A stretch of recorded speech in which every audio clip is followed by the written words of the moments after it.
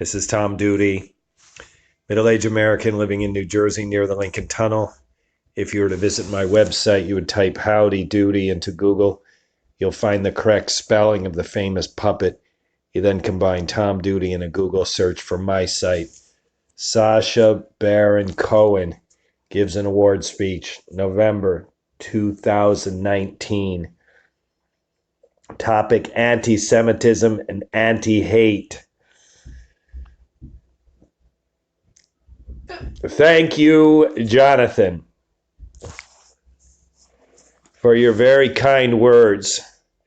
Thank you, ADL, for this recognition and your work in fighting racism, hate, and bigotry.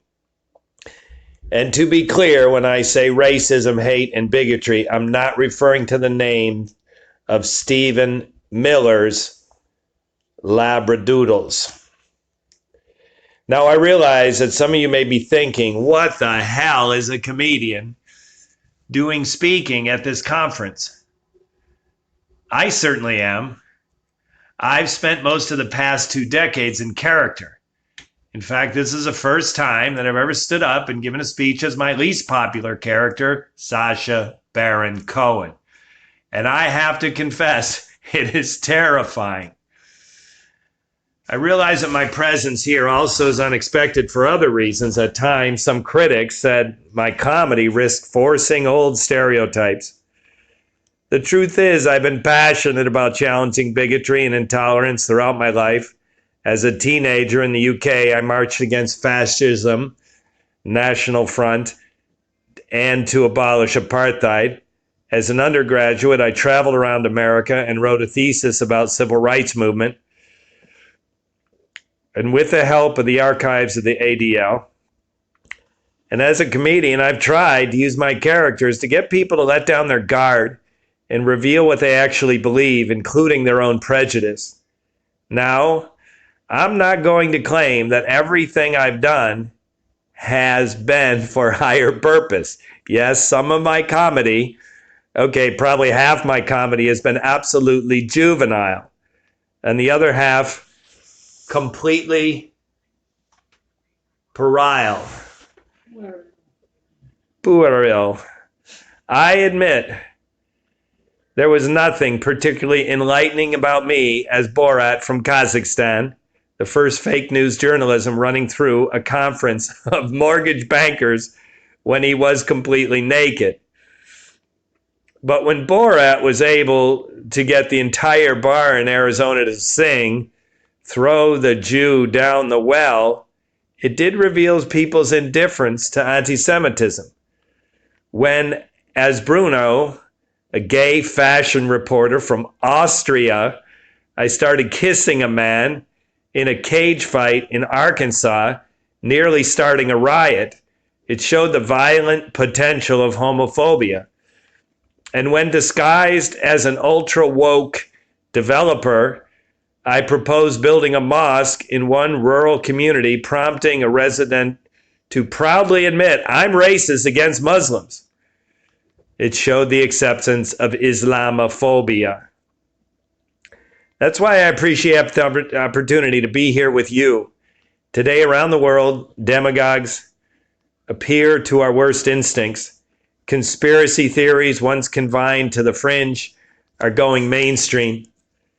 It is as if of age of reason, the era of evidential argument is ending, and now knowledge is delegitimized and scientific consensus is dismissed. Democracy, which depends on shared truths, is in retreat, and autocracy, which depends on shared lies, is on the march. Hate crimes are surging, as are murderous attacks on religious and ethnic minorities. What do these dangerous truths have in common? I'm just a comedian and an actor, and I'm not a scholar. But one thing is pretty clear to me. All this hate and violence is being facilitated by a handful of internet companies that amount to the greatest propaganda machine in history.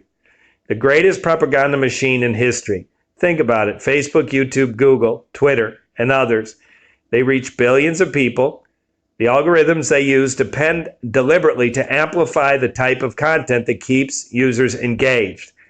Stories that appeal to our baser instincts and that trigger outrage and fear.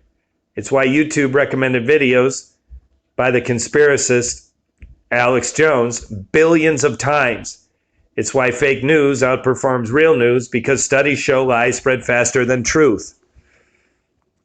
And it's no surprise that the greatest propaganda machine has spread the oldest conspiracy theory in history. The lie that Jews are somehow dangerous. As one headline put it, just think what Goebbels could have done with Facebook. On the internet, everything can appear equally legitimate. Breitbart resembles BBC. The fictitious protocols of the elders of Zion look as valid as an ADL report. And the rankings of a lunatic seem as credible as the findings of a Nobel Prize winner. We have lost, it seems, a shared sense of basic facts upon which democracy depends. When I, as the wannabe gangster Ali G, asked the astronaut Buzz Aldrin, what was it like to walk on the sun? The joke worked because all the audience shared the same fact. If you believe the moon landing was a hoax, then the joke was not funny. When Borat got that bar in Arizona to agree Jews control everybody's money and never give it back, the joke worked because the audience shared the fact that depiction of Jews as misery in a conspiracy theory originated to the Middle Ages.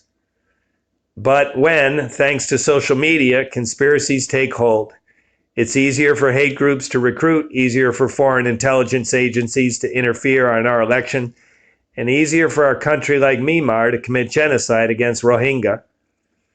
It's actually quite shocking how easy it is to turn conspiracy thinking into violence. At my last show, Who is America?, I found an educated, normal guy who had held down a good job, but who on social media repeated many of the conspiracy theories of President Trump using Twitter has spread more than 17,000 times or 1,700 times to his 67 million followers. The president even tweeted that he was considering designated Antifa, anti-fascists, who march against the far right, as a terror organization.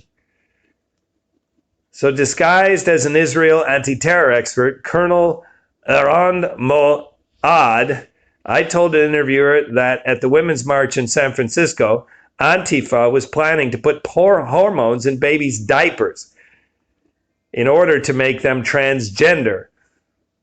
And he believed it. I instructed him to plant small devices on 3 innocent people at the march and explained that when he pushed the button, he'd trigger an explosion that would kill them all. They weren't real explosives, of course, but he thought they were, and I wanted to see what he would actually do. The answer was yes. He pushed the button, and he thought he actually killed 3 human beings. Voltaire was right. Those who can make you believe absurdities can make you commit atrocities. And social media lets authoritarians push absurdities to billions of people. In their defense, their social media companies have taken some steps to reduce hate and conspiracies on their platforms, but these steps have been mostly superficial. I'm speaking up today because I believe that our pluralistic democracies are on a precise and that the next 12 months and the role of social media could be determinant. British voters will go to the polls while online conspiracists promote the despicable theory, Great Replacement, that white Christians are being deliberately replaced by Muslim immigrants. Americans will vote for president while trolls and bots perpetuate the disgusting lie of a Hispanic invasion. And after years of YouTube videos calling climate change a hoax, the United States is on track to, a year from now, formally withdraw from the Paris Accord. A sewer of bigotry and vile conspiracy theories that threatens our democracy and our planet. This cannot possibly be what the creators of the internet had in mind. I believe it's time for a fundamental rethink of social media and how it spreads hate, conspiracies, and lies. Last month, however, Mark Zuckerberg of Facebook delivered a major speech that, not surprisingly, warned against new laws and regulations on companies like his. Well, some of these arguments are simply absurd. Let's count the ways. First, Zuckerberg tried to portray the whole issue as choice around free expression. That is ludicrous. It is not about limiting anyone's free speech. Is it about giving people, including some of the most reprehensible people on earth, the biggest platform in history to reach a third of the planet? Freedom of speech is not freedom of reach. Sadly, there will always be racists, misogynists, and anti-Semites, and child abusers. But I think we can all agree that we should not be giving bigots and pedophiles a free platform to amplify their views and target their victims. Second, Zuckerberg claimed the new limits on what's posted on social media would pull back on free expression. This is utter nonsense. The First Amendment says Congress shall make no law abridging freedom of speech. This does not apply to private businesses like Facebook. We are not asking these companies to determine the boundaries of free speech across society. We just want them to be responsible on their platforms. If a neo-Nazi comes goose-stepping into a restaurant and starts threatening other customers and saying he wants to kill Jews, would the owner of the restaurant be required to serve him an elegant 8-course meal? Of course not. The restaurant owner has every legal right and moral obligation to kick the Nazi out, and so do these internet companies. Third, Zuckerberg seemed to equate regulation of companies like his to the actions most repressive societies incredible. This, for one, of the 6 people who decided what information so much of the world sees, Zuckerberg at Facebook, Sundar Pichai at Google, and its parent company, Alphabet, Larry Page, and Sergey Brin, Brin's ex-sister-in-law, Susan Wojcicki at YouTube, and Jack Dorsey of Twitter. The Silicon Six, all billionaires, all Americans who care more about boosting their share price than about protecting democracy. This is an ideological imperialism. 6 unelected individuals in Silicon Valley posting their vision on the rest of the world, unaccountable to any government and acting like they're above the reach of law. It's like we're living in Roman Empire and Mark Zuckerberg is Caesar. At least that would explain his haircut. Here's an idea. Instead of letting the Silicon Six decide the fate of the world, let our elected representatives vote by the people, every democracy in the world, at least to have some say. Fourth, Zuckerberg speaks of welcoming a diversity of ideas. And last year, he gave us an example. He said that he found a post denying the Holocaust deeply offensive, but he didn't think Facebook should take them down because I think there are things that different people get wrong. All this very moment, there are still Holocaust deniers on Facebook, and Google still takes you to the most reprehensive Holocaust denial sites with a simple click. All of the heads of Google once told me, incredibly, that these sites just show both sides of the issue. This is madness. To quote Edward Murrow, one cannot accept that there are on every story 2 equal and logical sides to an argument. We have millions of pieces of evidence for the Holocaust. It is a historic fact, and denying it is some random opinion. And denying it is not some random opinion. Those who deny the Holocaust aim to encourage another Holocaust. Still, Zuckerberg says that people should decide what is credible, not tech companies. But at a time when 2/3 of millennials say they haven't heard of Auschwitz, how are they supposed to know what's credible? How are they supposed to know the lie is a lie? There is such a thing as objective truth. Facts do exist.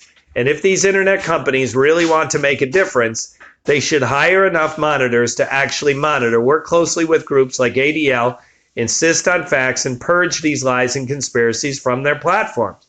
Fifth, when discussing the difficulty removing content, Zuckerberg asked, do you draw the line? Where do you draw the line? Yes, drawing the line can be difficult. But here's what really saying. Removing more of these lies and conspiracies is just too expensive. These are the richest companies in the world, and they have the best engineers in the world. They could fix these problems if they wanted to. Twitter could deploy an algorithm to remove most white supremacists and hate speech, but they reportedly haven't because it would elect some prominent politicians from their platform. Maybe that's not a bad thing. The truth is these companies won't fundamentally change because their entire business models rely on generating more engagement, and nothing generates more engagement than lies, fear, and outrage. It's time to finally call these companies what they really are, the largest publishers in history. And here, an idea for them. Abide by basic standards and practices, just like newspapers, magazines, TVs do today. We have standards and practices in television and movies. There are certain things we cannot say or do. In England, I was told that Ali G could not curse when he appeared before 9 p.m. Here in the U.S., the Motion Picture Association of America regulates and rates what we see. I've had scenes in my movies cut or reduced to abide by those standards. If there are standards and practices for what the cinema and television channels can show, then surely companies that publish material to billions of people should have to abide by the basic standard and practices too. Take the issue of political ads. Fortunately, Twitter banned them, and Google is making changes too. But if you pay them, Facebook will run any political ad you want, even if it's a lie. And they even help you micro-target those lies to their users for maximum effect. Under this twisted logic, if Facebook were around in 1930, it would have allowed Hitler to post 30-second ads on his solution to the Jewish problem. So here is a good standard and practice. Facebook, start fact-checking political ads before you run them. Stop micro-targeting lies immediately, and then the ads are false. Give back the money and don't publish them. Here's another good practice. Slow down. Every single post doesn't need to be published immediately. Oscar Wilde once said that we live in an age when unnecessary things are only necessities. But is having every thought or video posted online instantly, even if it's racist, criminal, or murderous, really necessary? Of course not. The shooter who massacred Muslims in New Zealand live streamed his atrocity on Facebook, where it then spread across the internet and was likely viewed millions of times. It was a snuff film brought to you by social media. Why can't we have more of a delay so this trauma-inducing filth can be caught and stopped before it's posted in the first place? Finally, Zuckerberg said social media companies should live up to their responsibility. But he's totally silent about what should happen when they don't. By now, it's pretty clear they cannot be trusted to regulate themselves. As with the Industrial Revolution, it's time for regulation and legislation to curb the greed, these high-tech companies, the robber barons. In every other industry, a company can be held liable for their product when it's defective. When engines explode or seatbelt malfunctions, car companies recall tens of thousands of vehicles at a cost of billions of dollars. It only seems fair to say that Facebook, YouTube, Twitter, your products are defective and you are obligated to fix it no matter how much it costs, no matter how many modifications you need to employ. In every other industry, you can be sued for the harm you cause. Publishers can be sued for libel. People can be sued for defamation. I'm been sued many times. I'm being sued right now by someone whose name I won't mention because I don't want to be sued again. But social media companies are largely protected from liability from the content their users post, no matter how indecent it is. Section 230 of Ready for It, the Communication Decency Act. Absurd. Fortunately, internet companies can now be held responsible for pedophiles who use their sites to target children. I say, let's also do this for companies, make them responsible who use their sites to advocate for mass murder of children because of their race or religion.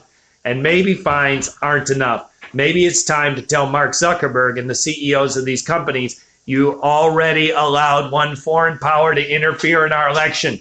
You already facilitated one genocide in Myanmar. Do it again, you go to jail. In the end, it all comes down to what kind of world we want. In this speech, Zuckerberg said that one of his main goals is to uphold wide definition of freedom of expression as possible. Yet our freedoms are not only an end in themselves, they are also a means to another end. As you say here in the US, the right to life, liberty, and the pursuit of happiness. But today these rights are threatened by hate, conspiracy, and lies. Allow me to leave you with a suggestion for a different aim for society. The ultimate aim of society should make sure that people are not targeted and not harassed and not murdered because of who they are, where they come from, where they love, or how they pray. If we make that our aim, if we prioritize truth over lies, tolerance over prejudice, empathy over indifference, and experts over ignoramuses, then maybe, just maybe, we can stop the greatest propaganda machine in history. We can save democracy, and we can still have a place for free speech and free expression. And most importantly, my jokes will still work. Thank you very much.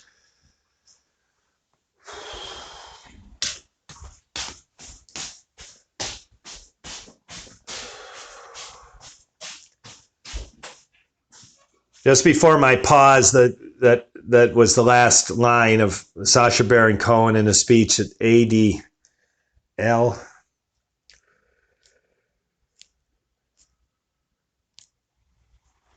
This has been at ADL, November 2019, Sacha Baron Cohen. This has been Tom Duty, middle-aged American, living in New Jersey near the Lincoln Tunnel. If you were to visit my website, you would type Howdy Doody into Google. You'll find the correct spelling of the famous puppet. You then combine Tom Duty in a Google search for my site. Thank you for listening. Have a good day, good evening, or restful night's sleep. Ciao.